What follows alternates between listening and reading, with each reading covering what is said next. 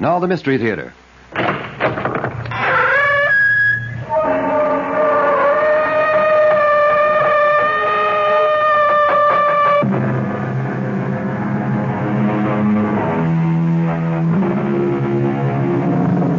Come in. Welcome. I'm E.G. Marshall. Welcome to the world of terrifying imagination. In 1843, a Dr. James Braid of Manchester developed the art of being able to produce trance sleep. Of course, he was not the first. That honor belonged to Friedrich Anton Mesmer. But Dr. Braid did coin the name of this both beneficial yet potentially disastrous parascience, hypnotism. In the skilled hands of a doctor or a psychiatrist, it can be profoundly beneficial. But in the hands of an amateur or someone unscrupulous, it can be murderously dangerous. That's it, Marge. Just keep your eyes on the coin as it goes back and forth. Back and forth. You're getting sleepy. So sleepy. Your eyelids are heavy. You can't hold them up. You've got to sleep. Sleep. Sleep. She's under, Mark. You're putting me on, Jeff. She's faking. No, she's under, all right. She's a hypnotist's dream. Very suggestible. Look, I'll prove it to you. What's this? Hey, don't hold it there. Just long enough to show she doesn't react. You could have burned her. Oh, come on. You think I'd do anything to hurt your sister? Well, now that you've got her under, what are you going to do? What would you like her to do? Jeff asked me, what would you like her to do? Well, I would have liked her to murder my father. I wondered how Jeff would have reacted if I'd said that out loud. It almost came out anyway, since it's all I think of these days. How to murder, destroy, wipe out my father.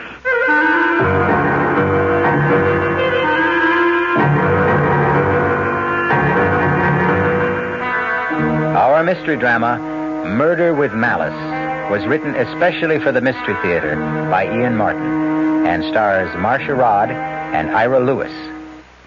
It is sponsored in part by New Sugar-Free Diet 7-Up and Buick Motor Division. I'll be back shortly with Act 1. When you feel like having a cold Budweiser, do you automatically reach for a glass? Well, sure, Bud's a great beer any way you drink it. But without a glass, you're really missing something. Now, take that wonderful Budweiser head of foam, for instance. Those bubbles, tiny though they are, still amount to something pretty special at the top of your glass. Taste appeal and eye appeal. Two results of exclusive beechwood aging and natural carbonation. It takes a lot longer to brew Budweiser that way, but brewing beer right does make a difference that you can taste.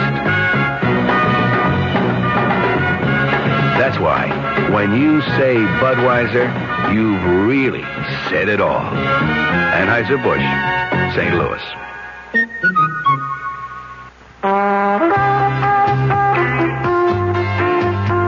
North Jersey is certainly getting a higher yield this season, especially with Suburban Savings Special High Yield Savings Certificate that you can raise for fun and profit. All you have to do is plant a modest $2,500 minimum in Suburban's limited issue 7.50% savings certificate. Then put your certificate in a nice, safe place. Suburban takes care of the rest by compounding interest continuously from day of deposit paid quarterly. You'll get a nice, healthy 7.90% effective annual yield on your 7.50% savings certificate when you let it grow from 4 to 10 years. Early withdrawal prior to maturity is, of course, subject to a substantial penalty. So for a nice, healthy 7.90% annual effective yield, grow Suburban's 7.50% savings certificate for fun and profit at any Suburban savings office in northern New Jersey.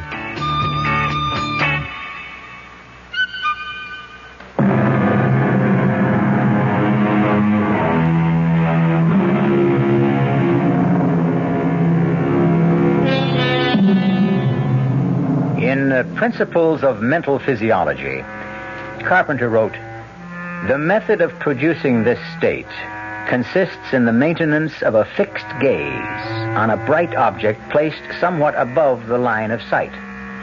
A light behind the subject shining on the bright object, a coin, a jewel, a small mirror, is very helpful, and a darkened room. Once the subject is in the trance, he or she is open to post-hypnotic suggestion. Luckily for our peace of mind and their father's health, Marge is the subject, and not the bloodthirsty Mark." Ever since I can remember, I've hated my father and feared him. But never more so than these last 2 years, since he killed my mother. I'd like to kill him, but I haven't the guts. Well, what, Mark? Huh? Well, what do you mean, what? What do you want me to ask Marge to do? Don't tell me I put you into a trance, too. No, Look, what sort of thing can I ask? Anything within reason. I mean, she won't do anything to hurt herself, or to hurt someone else, or steal, or anything that goes against her natural instincts. Let's keep it simple. You know what you ought to ask her to do? What? Marry you. She's got a chance to shake this scene and have some kind of decent life of her own and get away from that monster upstairs, and she won't take it. She loves her father. That murdering... Hey, come on, take it easy, Well, Mark. he killed my mother. It was a car accident. He was going 90, and he was drunk when they crashed. It's a miracle anyone came out of it alive. It's a pity it had to be him. He got off lucky. Lucky? A shattered pelvis? Condemned to drag himself around on canes for the rest of his life? I hope he never knows a moment when he's not in pain. Hey, Mark. Come on, let's knock it off. I want to bring Marge out of the trance. Well, wait a minute. We've got a bet going here. You claimed you could prove post-hypnotic suggestion, didn't you? Yeah? Well, suppose you... Damn, that grandfather clock drives me crazy. Old man's pride and joy hasn't missed a chime since the day he was born. Did it wake Marge? No. She'll stay under till I bring her out of it. What were you going to say before? Well, suppose you were to tell Marge to hit up the old man for $5,000 tomorrow at breakfast. Would she do it? Well, she might if she thought it was justified. Well, tell her I need it to pay off some debts. Do you? What's the difference? She won't get it. No, Mark, I'm sorry. No go. Now, if you want Marge to try to get money for you, you ask her directly, when she's fully conscious. Like I figured, the two of you are just putting me on. Oh, no. No, I'll prove that to you. Marge? Yes? I want you to do something for me tomorrow morning. All right. What time's breakfast? 9 on the dot. Another of the old man's fetishes. Okay. Now, Marge, I want you to come down and be at the breakfast table at 2 minutes to 9 tomorrow morning. Then, when the clock strikes 9, on the last chime, no matter what's going on, you will say, "Hickory-dickory-dock. The mouse ran up the clock. The clock struck 9, and I feel fine. Hickory-dickory-dock." And you won't remember you said it. Will you do that? Yes? You won't forget. No? You've been having a nice rest. But it's time to wake up and feel refreshed and relaxed. You will wake up when I say now. Now. I feel as if What are you staring at? The two of you. Jeff, did it work? Mm-hmm. What, you really put me under? For about 10 minutes. Oh, that's scary.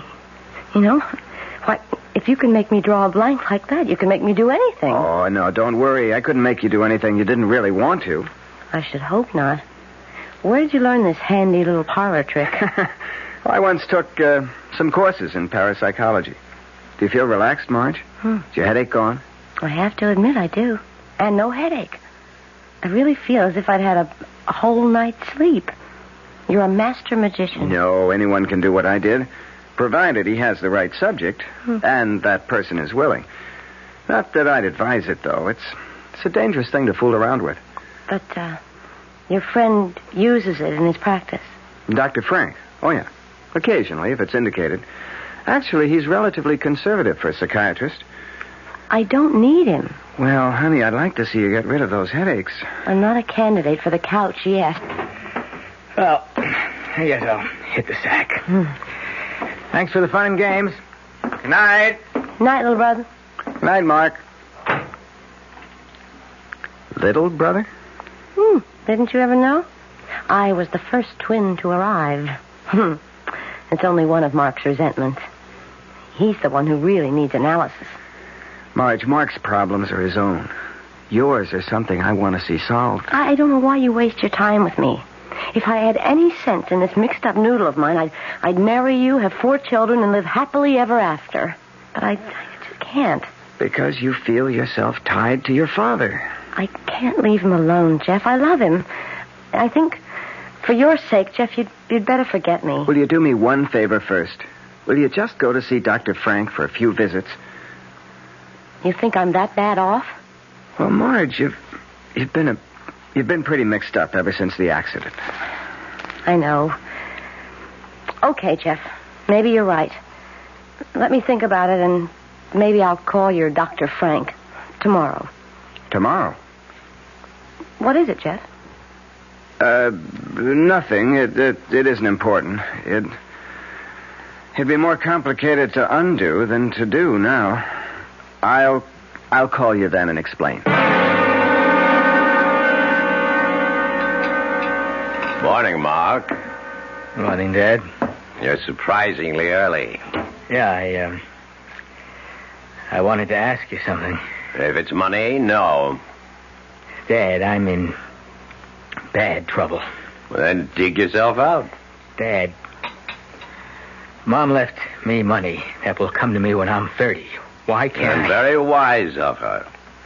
Maybe in another 6 years you'll be able to handle it instead of gambling it away. It wasn't Mom's decision. You talked her into it. I most certainly did. Look, you don't understand. I'm mixed up with some very hard guys. If I don't pay them off... Oh, don't talk nonsense. They'll wait for their money. Good morning, Marjorie. Morning, Dad. Mark, am I late? No, dear, it's just 2 minutes to 9. Sit down. Have your orange juice. I'll pour the coffee first. You sound very chipper. Yes, I had a wonderful sleep last night. Relaxed as a kitten. I wish I could say the same. Well, that's what comes of having a guilty conscience. And what about yours? I wanted to shout at him as I pushed my chair from the table violently and went to the sideboard. I was seething with hate at his smug self-righteousness. Guilty conscience. If he only knew how guilty, how much I wanted him dead. Serving breakfast plates for Marge and me gave me time to regain control. Then the clock began to strike 9, and my mood improved. A small revenge, but if Jeff's trick worked, at least I'd see the pompous old ass look foolish for once. What time did Jeff Henderson leave last night? I think I'm old enough not to have to answer questions like that. Well, I think I have the right to ask any questions I want to in my house. Because I want to know if you're thinking again of marrying Jeff. Hickory-dickory-dock. The mouse ran up the clock.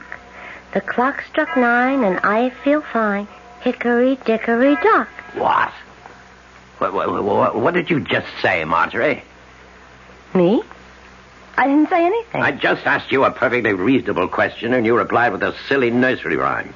Nursery rhyme? Dad, I don't know what you're talking about. I didn't... She doesn't know. She said it. Keep out of this, Mark. It was post-hypnotic suggestion. It was what? Marge had one of her bad headaches, and Jeff thought he could cure it by hypnosis. And he did. But what's this about... Hypnosis? Marge, I must say I didn't think you'd be this foolish. I don't want Jeff Henderson in this house again. Dad, I'm the one the trick was played on. Where's your sense of humor? I haven't had any sense of humor since I lost your mother. No, don't help me. I don't need anyone. I can manage by myself. I don't expect it from my son, and I don't ask it from you, Marge. Dad, I'll let him go, Marge. He's only looking for sympathy. Why do you have to be so hard on him, Mark? Because I hate him. I always have. Mark, he's our father. I love him. Well, maybe we're not... What do they call us? Enzygotic twins, after all, huh? I mean, I guess we came from two different eggs because the only thing I want him to be is dead. I think maybe we both need psychiatrists. I'll get it, Williams. Yes? Are you Mark Prentice? Yes. Well, open up, fella. Let me in.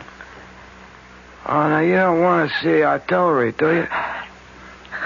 Benny? Yeah. He sent me.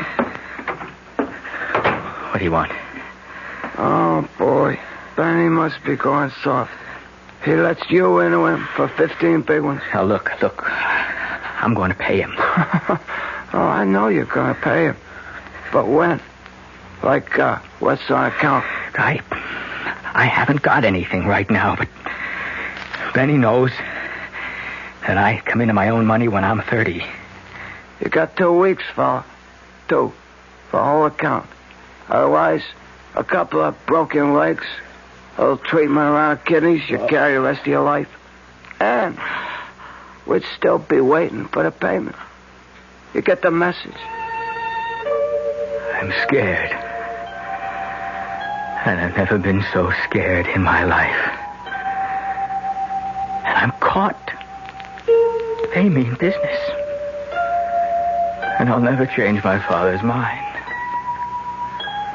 I'm going to have to kill him. But how? How?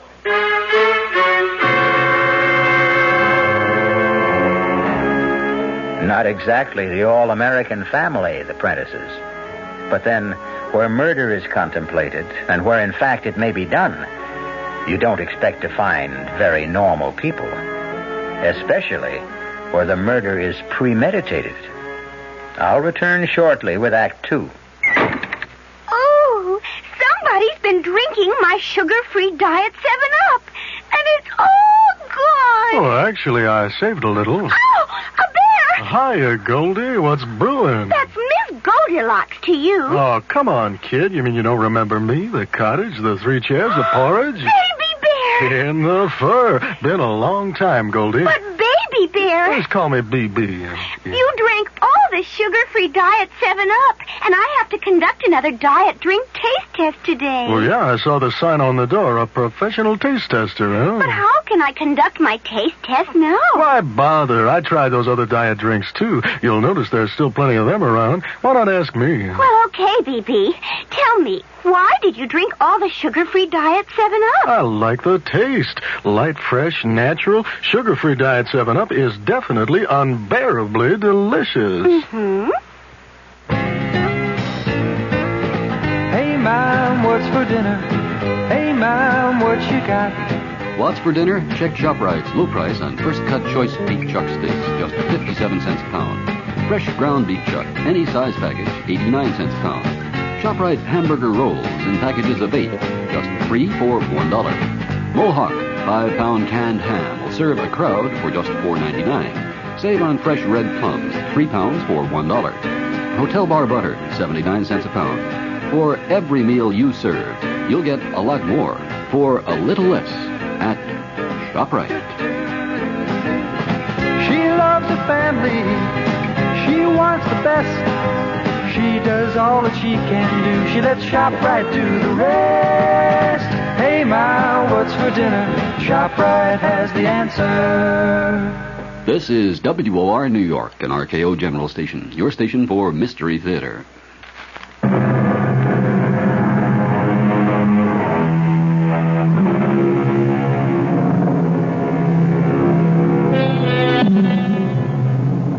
Almost 2 weeks have passed, and Mark has not been able to take any action towards solving his problems. Marge, at least under Jeff's urging, has had several sessions with Dr. Frank, and Harvey Prentice has continued to be himself, domineering, selfish, callous to any problems but his own. Mark? Yeah, Dad. What is it? Where the devil is Marjorie? I think she's with a psychiatrist. What does she need with a psychiatrist? You'll have to ask her that. Oh, not again. I trust she's not going to be late for dinner this time. Search me. Well, when she comes in, I'm in the study. Oh, by the way, I see you appear to be all in one piece. No bruises, no damage. Did you pay off your debts? No. Well, I told you nothing would happen. I've got 2 days left to come up with the money. Look, Dad. No.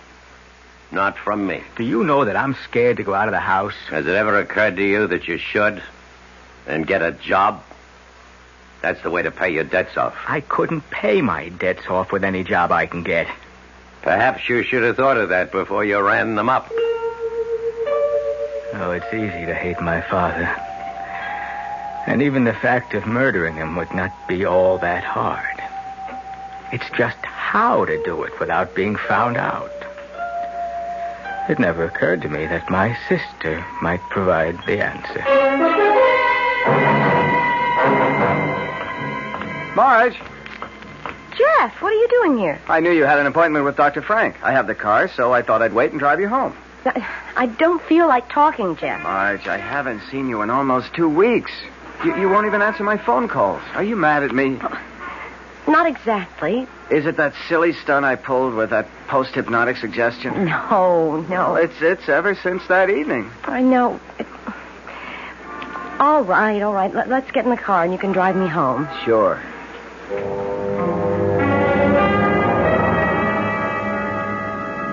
I'm so mixed up, Jeff. I wish you'd never suggested Dr. Frank. Oh, now, wait a minute. He's a good guy. Not for my money, he isn't. I know you meant well, but... But what? Jeff, well, I'm not good for you. Mark and I are all screwed up somehow. The whole family, we're Jonas. Keep away from us. Marge, nothing you can say. Why won't you listen to me? I don't want to see you anymore. I can't. There's nothing to explain, and I have such a headache. Well, maybe I ought to stay and give you another hypnotic treatment. No. Nobody else is getting inside my head anymore but me. Please, let's just make this goodbye. I don't want to see you again. Marge, wait a minute.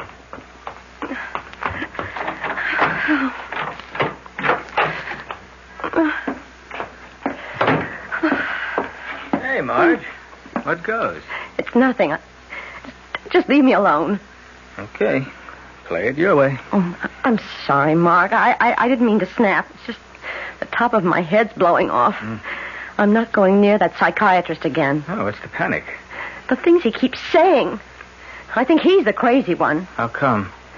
Well, I'm not going to go through all the double talk about the id and the superego and the ego, but what he finally got around to saying was that I was jealous of Mother. And because Dad put her first, I hated him and wanted him dead. Well, he's got the wrong twin. But how could he say such a thing to me when I literally gave up Jeff to take care of Dad? Search me. I mean, honestly, I thought an Oedipus complex was strictly from the ancient Greeks and for doctors talking to each other.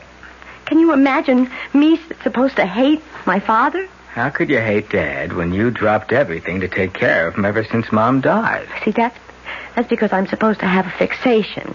And it's only guilt that holds me back from destroying him. What? He says that deep down in my subconscious or whatever, I really want to commit murder. You sure you know what you're saying? I know what Dr. Frank said. That I'll never get rid of my headaches till I get rid of my guilt feelings. And to get rid of those, I'll have to kill him. Dad?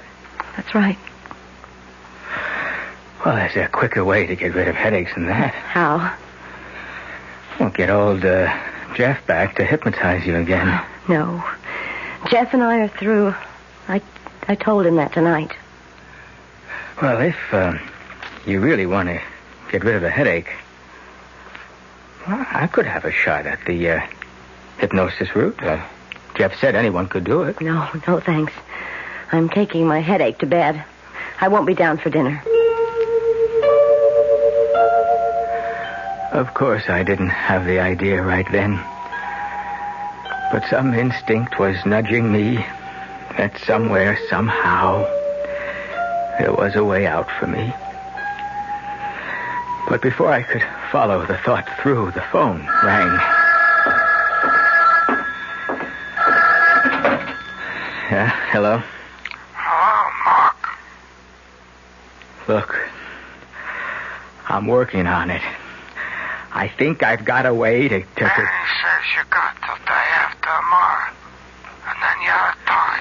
Well, maybe I could raise, You better raise it off, though. 'Cause that's when Uncle Benny's calling it in. Or the deep six. Hey, mister. Who's on the phone, Mark? Someone for me, Dad. Did I hear your sister come in? Oh, yeah. Yeah, a few minutes ago. Well, did you tell her I wanted to see her in the study? No. Damn it, face me when I talk. Why not? Because she didn't want to see you. She wasn't feeling well. She went up to bed. Before dinner? She said she didn't feel like eating. And neither do I. Well, what's the matter with you? I'm scared, Dad. That's what's the matter. I'm scared so bad I'm sick. Why? That was some hard guy on the phone. Benny's man. Who's Benny? The man I owe money to. Look, you've got to let me have it. No. You don't understand. If I don't come up with it the day after tomorrow, they could kill me. Don't be ridiculous. All I'm asking is to give me my part of the money that Mom left. Marge got hers. Marjorie could be trusted. You cannot. Please. I'm not your mother, Mark. You haven't got her around to bail you out anymore the way she used to. This time it's your problem and no one else's. The only way you'll ever get any money out of me beyond living expenses is over my dead body. The only way I ever wanted it from him. Over his dead body. And suddenly, at last, I could see the way to do it. Dinner was eaten in stony silence. Just the two of us. After it, my father went back to the study for coffee and brandy. I sneaked upstairs to my father's bedroom, which had been my mother's, too, and searched quickly through her drawers to find what I wanted.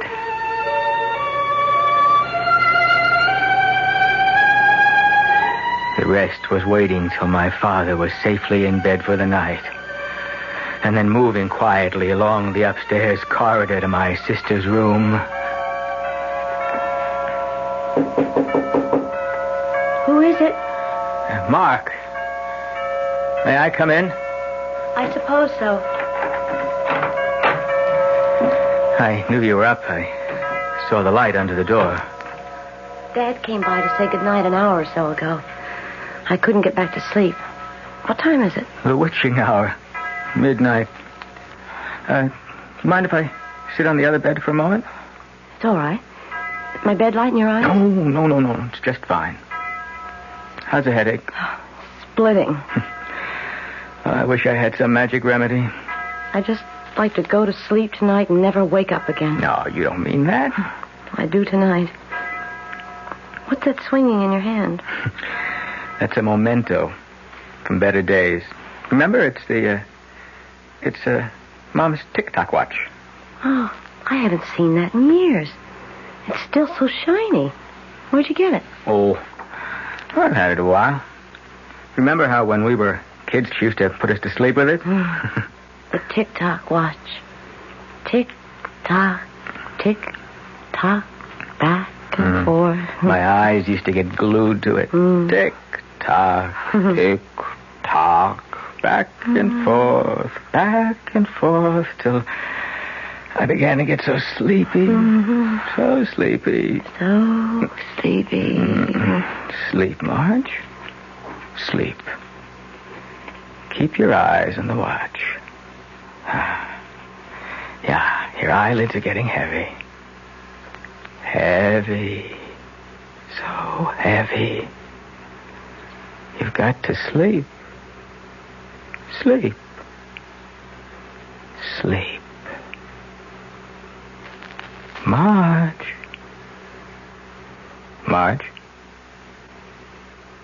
I can't believe it. She can't feel the flame. Marge, you're asleep. But you can hear me. Yes, I hear you. Who am I? You're Mark. Am I your brother? Yes, Your twin? yes, Do you know our father? yes. How do I feel about him? You hate him. How do you feel about him? Marge, I asked you. How do you feel about him? I hate him too. Would you like to kill him? Yes. I've always wanted to. I want to kill him. I could hardly believe my luck. And just in time to save my neck. The perfect weapon for the perfect murder. My sister. But did I dare to use it? To hurt her instead of being hurt myself? What would they do to her? What would happen to her if I did what I was planning? And would it even work? What were the odds on the biggest gamble I would ever take in my life?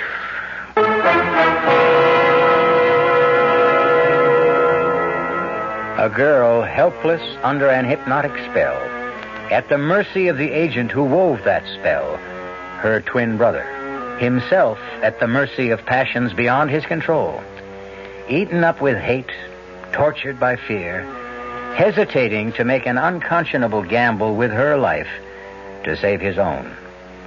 I'll return shortly with Act 3. I'd like to describe a car to you. See what you think of it. First of all, it's small. Second, it's got a 6-cylinder engine, a pretty handy asset these days. Third, it's a Buick. Now, in spite of the fact that it's small, this car can seat 6 easily. It's got a 21-gallon fuel tank, which gives it great range. And it weighs several hundred pounds more than most imports, which in a small car is good. Now, what does it look like? Well, that's pretty tough to handle on radio. I'd hesitate to call it glamorous, and it sure isn't homely. I think handsome would be fair, and it offers some pretty attractive styling and trim options. The interior is definitely its strong suit. Now, if that sounds like a little more than your average small car, then I've described it properly. Because remember, this small car is a Buick. The car is called Apollo, Buick Apollo, and it's about as much small car as you'll find on the road today. See for yourself at your Buick Opel dealer. One of the 10 best newspapers in America. Easily the nation's best suburban newspaper. Becoming a paper of national influence. These words are from a recent issue of Time magazine. The newspaper described is Newsday, the Long Island newspaper.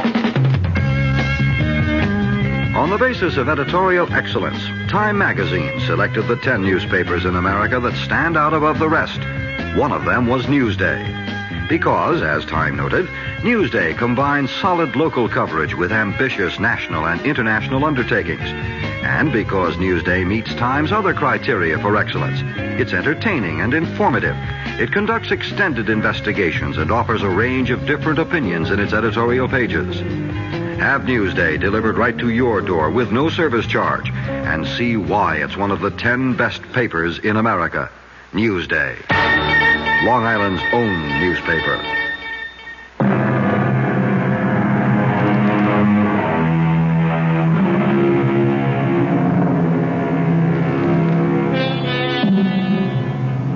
Marge lies still, her eyes wide open, but unseeing.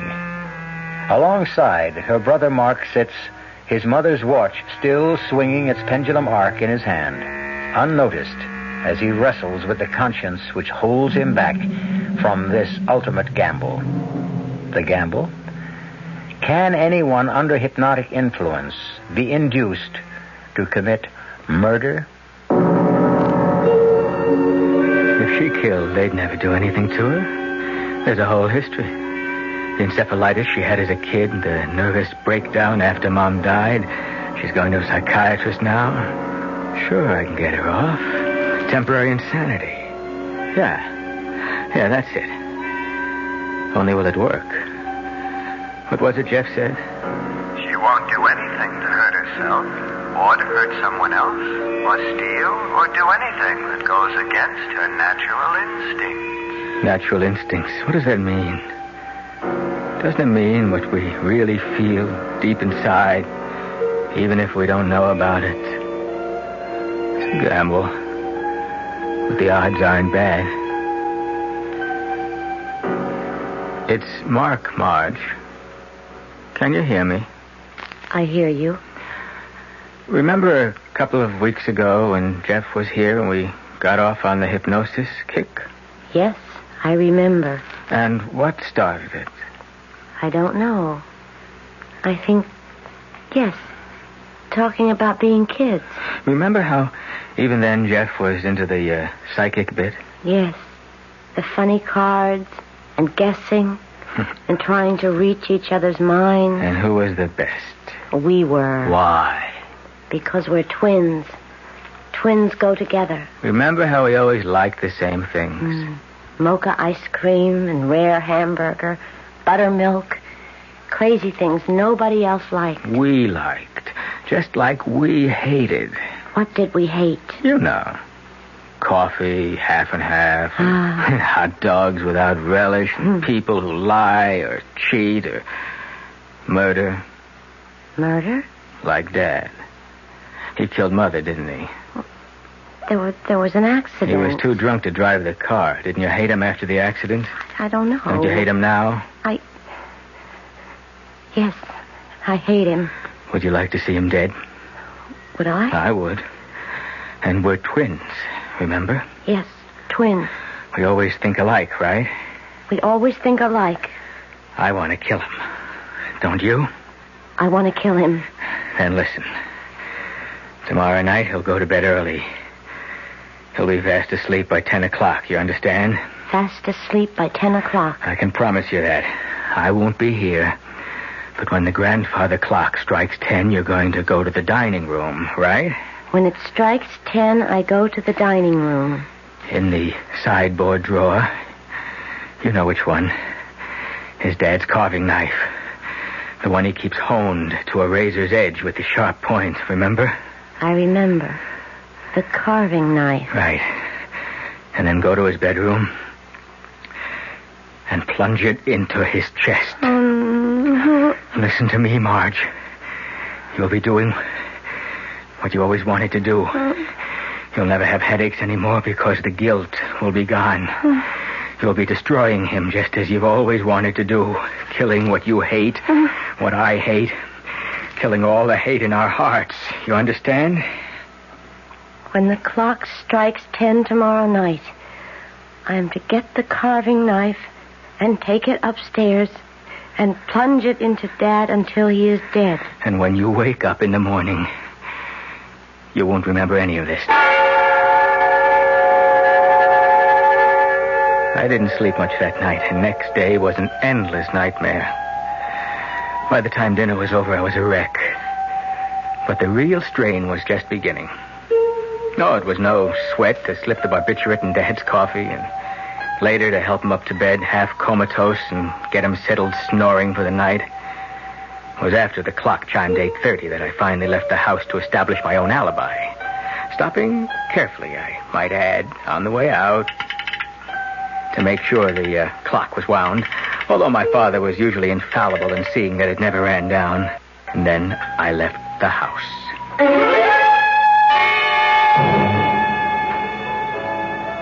Hey, Mark. Sorry I'm a little late. Oh, just glad you're here. Have you eaten? Oh, yeah. You? Oh, long time ago. I ordered some setups. Scotch okay with you? One drink. Just thought we might have a talk together. What time is it? Around 5 or so to 9. Well, what do you want to talk about? Marge. Well, that's my favorite subject. You aren't the bearer of good news by any chance? Good news? Well, that she's changed her mind about me and I might have some kind of a chance with her? Oh, that's something we might discuss, Jeff. Let's have another drink first.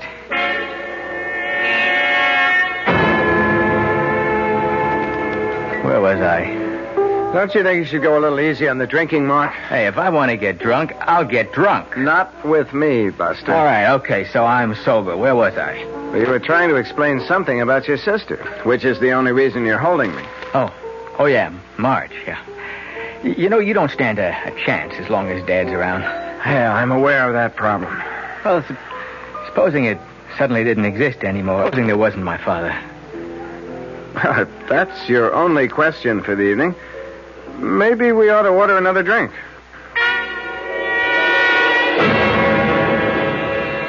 Mark.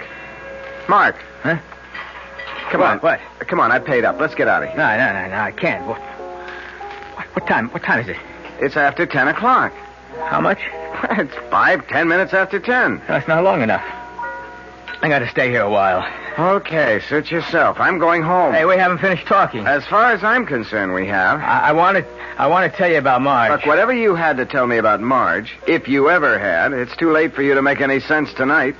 Either you come with me now and I'll drop you home, or stay. Get as stoned as you want. I gotta stay. Just a little longer. Doesn't matter anymore. My hands, my feet, everything seemed like lead from the moment 10 o'clock had passed. Before, I'd been fired up, nervously tensed, hard put to act normal. Now the drinks meant nothing. I wanted to call it all back. I stumbled to my feet. I rushed out of the bar. In the cab back to the house, I had all sorts of fantasies. Sometimes when the clock got overwound, it would stop. If it hadn't struck 10, maybe my father was still alive. And the other fear, how did I expect my amateur hypnosis would work?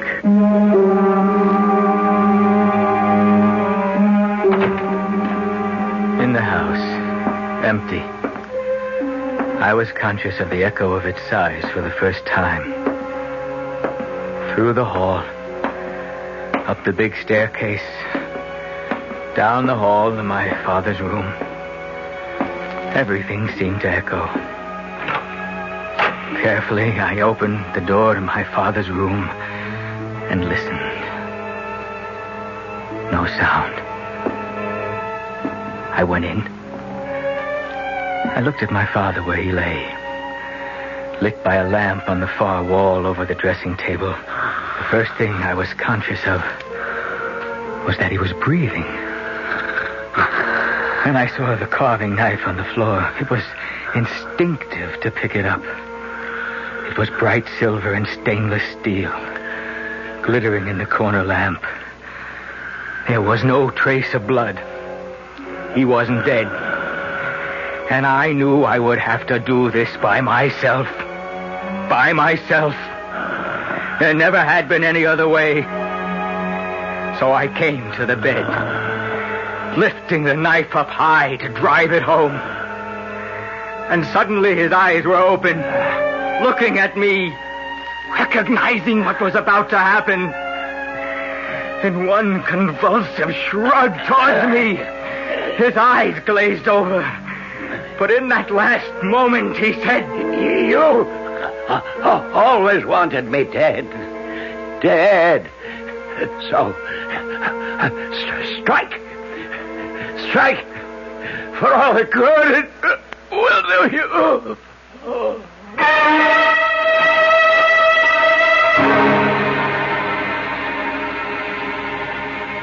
So he's dead, as you wanted him to be. I don't have to listen to you. Oh, yes, you'd better listen to me. What you tried to do to your sister is beyond belief. She hated my father as much as I did. Your thumbnail psychology is about as successful as what you know about hypnotism. Oh, you put Marge to the acid test, and your hypnotic suggestion worked just as you planned it, up till the last moment. How do you know? Because your sister ran to me for help. At the last moment, she couldn't force herself to turn against love. Not for this one man, or me, or you, but just the fact that she was human and normal, and hate was no part of her, but love was. So she dropped the knife and ran to you. Well, you dropped it too, didn't you? When it came to the test, you could no more strike than Marge. Could you? I'll never know. He died before I had the chance.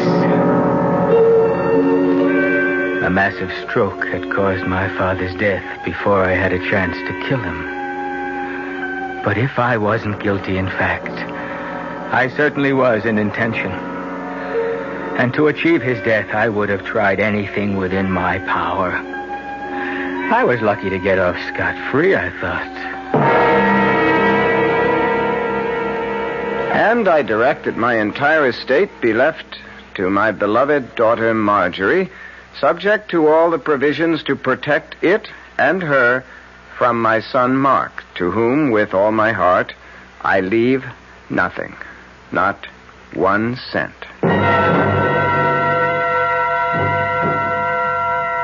As attorney for the estate, Mark, I'm going to make sure your father gets his wish.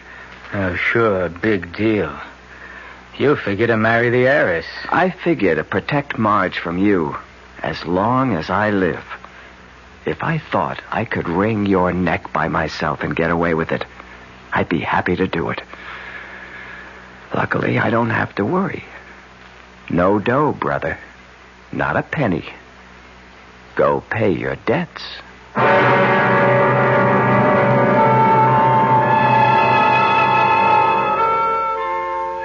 Can one be hypnotized and led to kill? Certainly not from tonight's story, and highly doubtful, if not impossible, no matter who the subject might be. But just in case, I hope we have all learned that it is nothing to meddle with for the uninformed.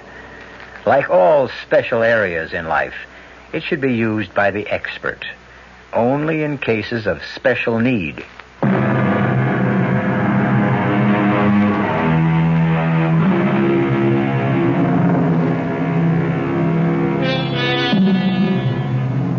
It was some time before Marge and Jeff were married, but once they were, the shadows and cobwebs were wiped away.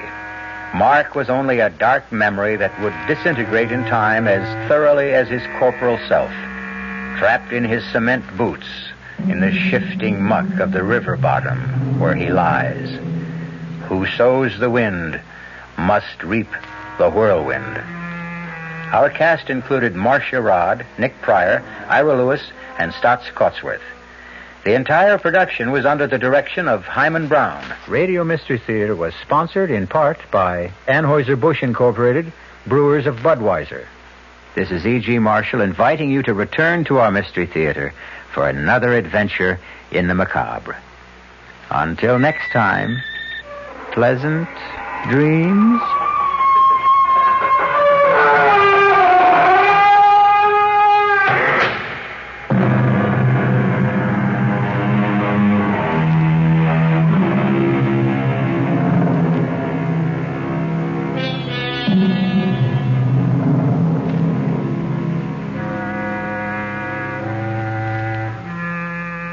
The preceding Mystery Theater program was furnished by the CBS Radio Network. I'm Fulton Lewis in the Mutual Broadcasting System studios in Washington, D.C. Now, my commentary. U.S. District Court Judge John Sirica today delayed proceedings on a White House motion to quash a special prosecutor's subpoena for more presidential tapes, in the judge's words, for the purpose of facilitating discussions leading to a possible compliance. Judge Sirica's brief announcement came after Special White House Counsel James St. Clair entered the judge's chambers, saying that he would ask for a delay in hopes of working out such a compromise. The judge postponed until Friday of this week the deadline for the special prosecutor's office to answer a motion from White House lawyer James St. Clair to quash a subpoena for 64 presidential conversations. St. Clair, you recall, went into court last week with a motion to stop the subpoena, and Judge Sirica originally had set today as the deadline for the prosecutor's response. The judge also delayed a hearing on St. Clair's motion, originally scheduled for Wednesday, until a week from today, next Monday. Before entering a conference with the other lawyers and Judge Sirica, Attorney St. Clair said that he had asked for a 5-day delay to permit the special prosecutor and myself to see whether we can come to some accommodation. In filing his motion last week to quash the subpoena, St. Clair had indicated that the dispute over release of the tapes to the prosecutor might be carried all the way to the Supreme Court. In that filing, there was a formal claim of privilege signed personally by President Nixon declaring that the conversations that were being sought are confidential conversations, quote, between a president and his close advisors, and it would be inconsistent with the public interest to produce those tapes. About 20 of the conversations in question, the conversations that have been demanded by Leon Jaworski, the special prosecutor, were among the talks for which the White House released transcripts last week. For those, the president said no claim of privilege was asserted. The Jaworski subpoenas were for conversations that started on June 20th of 1972. They span a period of time that finally ended on June 4th of 1973. The earliest date is just 3 days after the famous Watergate break-in at the Democratic Party national headquarters. That was June 17th of 1972. The June 4th date is the day on which President Nixon listened to some of the Watergate tape recordings. The counsel of the president, J. Fred Buzzhart, testified before one of the Watergate grand juries today, but he refused to tell what that questioning was all about. He appeared before Watergate grand jury number 3, which is investigating, among other things, the 18-and-a-half-minute gap in one of the key White House tapes. In his White House role, Attorney Buzzhart had overall custody of the tapes at one point last year, and he testified extensively during a court hearing into the causes of the now famous 18-and-a-half-minute gap and about 2 other tape recordings that the White House said never existed.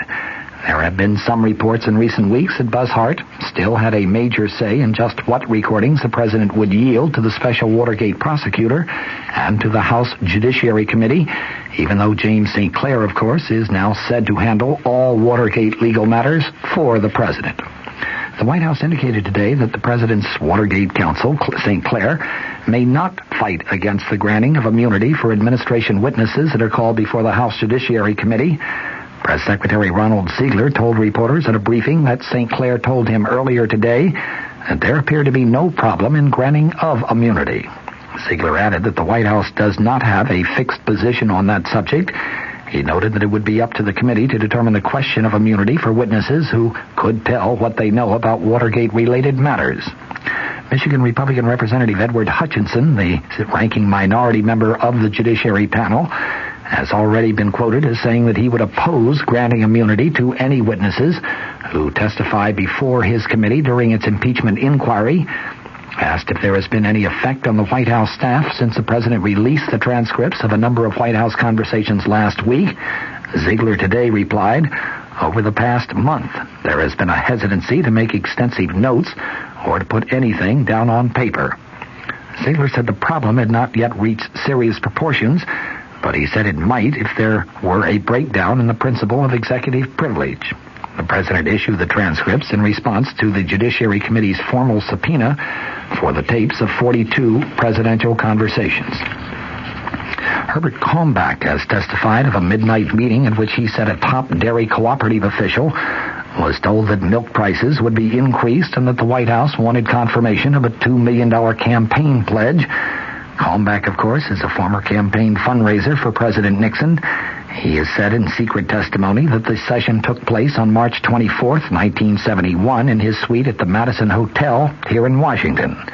Milk price supports were increased just the following day. The White House has said that the president's milk price order was not in any way influenced by the promise of campaign contributions from the dairy cooperative. The alleged meeting, which took place after a Republican fundraising dinner attended by dozens of dairy cooperative officials, included Kalmbach, Marie Chotiner, and Harold Nelson, or at least so goes the Kalmbach testimony. Chotiner had quit 3 weeks earlier as the president's special counsel and had just entered private law practice where he was receiving a retainer of $57,000 a year paid by the nation's largest dairy cooperative, the Associated Milk Producers Incorporated. Nelson was the chief executive officer of that cooperative. According to the testimony, Kalmbach swore that Chotiner told Nelson that John Ehrlichman, who was the president's chief domestic advisor at that time, wanted Nelson to reaffirm the milk producers' promise of $2 million in light of an milk price increase that the president had just directed. Kalmbach said that Nelson agreed. The next day, the administration made its public announcement of the price increase of 27 cents per hundredweight, which added hundreds of millions of dollars to the income of dairy farmers around the nation. Kalmbach's testimony was given about 6 weeks ago to two investigators for the Senate Watergate Committee, Alan Weitz and David Dorson. They said that this testimony, along with other unspecified evidence, provides the basis for a letter which lawyers for the House Judiciary Committee sent to the White House back on April 19th. That letter, intended to state facts showing the impeachment investigators' need for 45 presidential tape recordings about the Milk Fund affair, was made public just last Friday. It said, among other things, that on March 24th, 1971, quote, Mr. Murray Chotiner stated to several dairymen that Mr. Ehrlichman expected the dairy industry to reaffirm its $2 million commitment in light of a forthcoming increase in milk price supports. The White House has rebutted by saying that the president was aware of the dairymen's $2 million promise because his aide, Charles Colson, had told him about it back in 1970. Colson has been identified as the main contact in the White House for Nelson, and indeed for other dairy cooperative officials. The White House, though, has vigorously denied that the president's decision to raise prices was in any way influenced by that promise of money.